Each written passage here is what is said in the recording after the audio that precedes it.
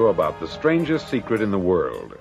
Not long ago, Albert Schweitzer, the great doctor and Nobel Prize winner, was being interviewed in London, and a reporter asked him, "Doctor, what's wrong with men today?"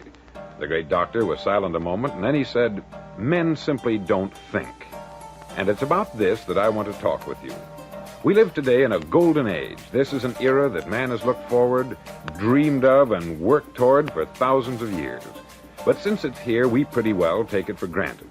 We in America are particularly fortunate to live in the richest land that ever existed on the face of the earth, a land of abundant opportunity for everyone. But do you know what happens? Let's take 100 men who start even at the age of 25. Do you have any idea what will happen to those men by the time they're 65? These 100 men who all start even at the age of 25 believe they're going to be successful. If you asked any one of these men if he wanted to be a success, he'd tell you that he did. And you'd notice that he was eager toward life, that there was a certain sparkle to his eye, an erectness to his carriage, and life seemed like a pretty interesting adventure to him.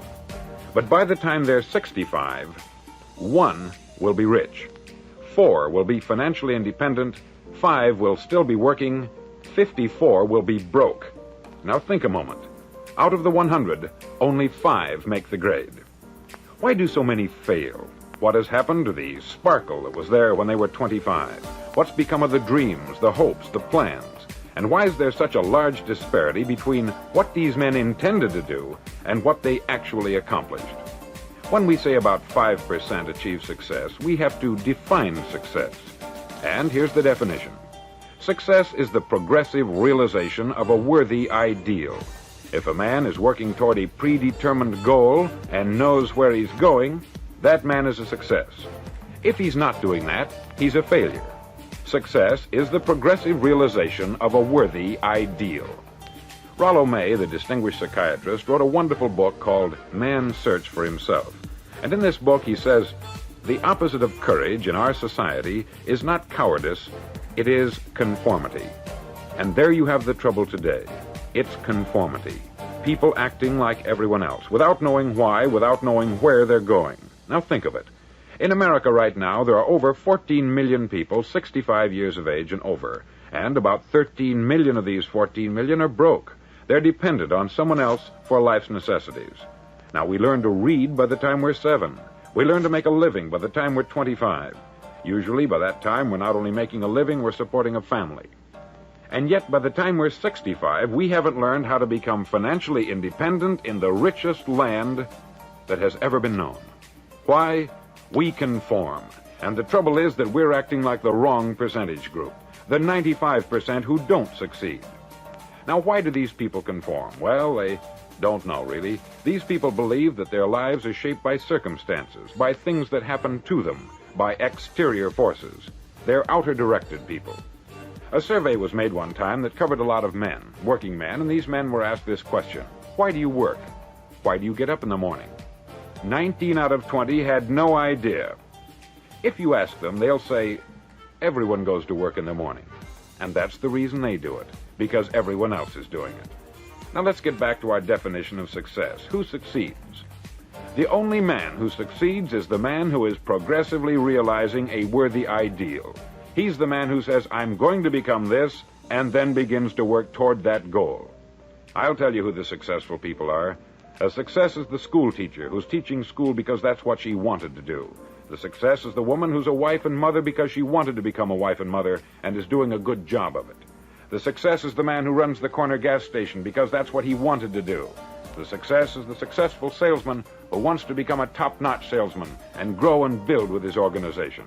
A success is anyone who is doing deliberately a predetermined job because that's what he decided to do deliberately.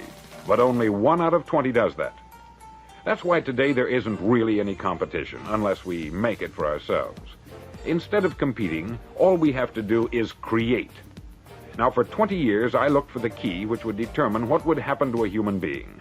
Was there a key I wanted to know which would make the future a promise that we could foretell to a large extent?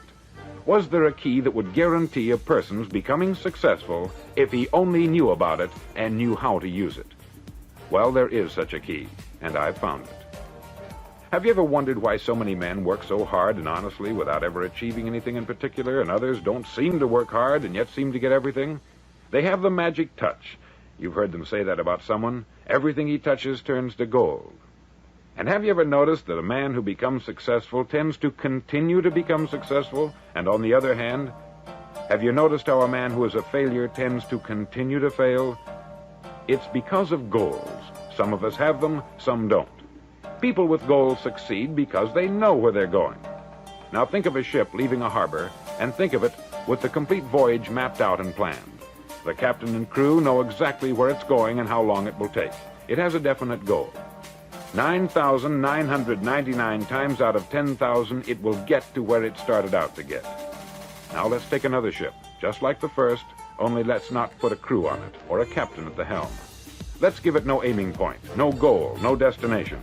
We just start the engines and let it go. I think you'll agree with me that if it gets out of the harbor at all, it will either sink or wind up on some deserted beach a derelict. It can't go any place because it has no destination and no guidance. It's the same with a human being. Take the salesman, for example. There is no other person in the world today with the future of a good salesman. Selling is the world's highest paid profession, if we're good at it and if we know where we're going. Every company needs top-notch salesmen, and they reward those men. The sky is the limit for them. But how many can you find? Someone once said, the human race is fixed, not to prevent the strong from winning, but to prevent the weak from losing. The American economy today can be likened to a convoy in time of war. The entire economy is slowed down to protect its weakest link, just as the convoy had to go at the speed that would permit its slowest vessel to remain in formation. That's why it's so easy to make a living today. It takes no particular brains or talent to make a living and support a family today. So we have a plateau of so-called security, if that's what a person's looking for. But we do have to decide how high above this plateau we want to aim for. Now let's get back to the strangest secret in the world, the story that I wanted to tell you today. Why do men with goals succeed in life and men without them fail? Well, let me tell you something which, if you really understand it, will alter your life immediately. If you understand completely what I'm going to tell you from this moment on, your life will never be the same again. You'll suddenly find that good luck just seems to be attracted to you. The things you want just seem to fall in line. And from now on, you won't have the problems, the worries, the gnawing lump of anxiety that perhaps you've experienced before. Doubt, fear, well, they'll be things of the past. Here's the key to success and the key to failure. We become what we think about. Now let me say that again. We become what we think about. Throughout all history, the great wise men and teachers, philosophers and prophets have disagreed with one another on many different things. It is only on this one point that they are in complete and unanimous agreement.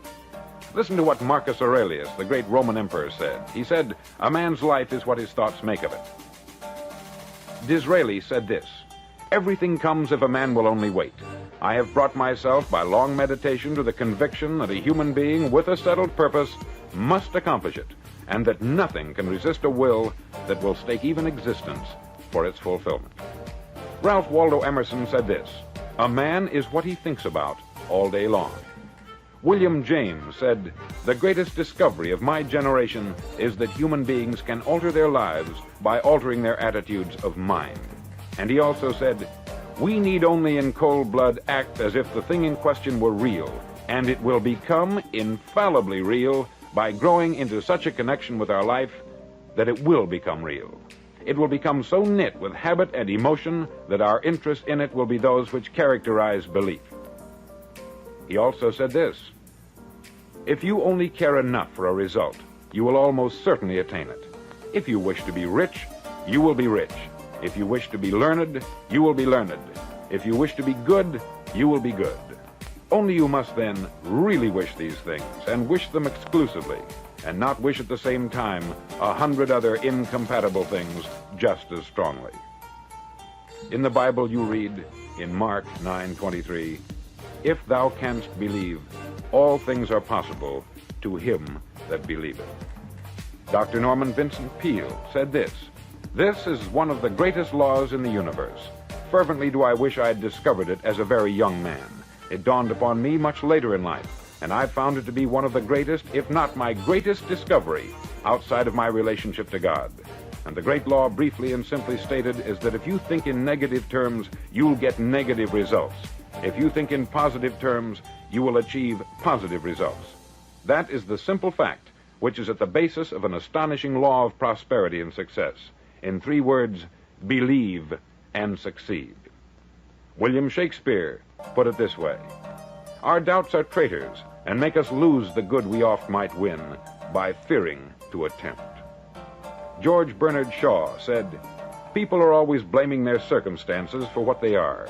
I don't believe in circumstances. The people who get on in this world are the people who get up and look for the circumstances they want, and if they can't find them, make them. Well, it's pretty apparent, isn't it? And every person who discovered this for a while believed that he was the first one to work it out. We become what we think about.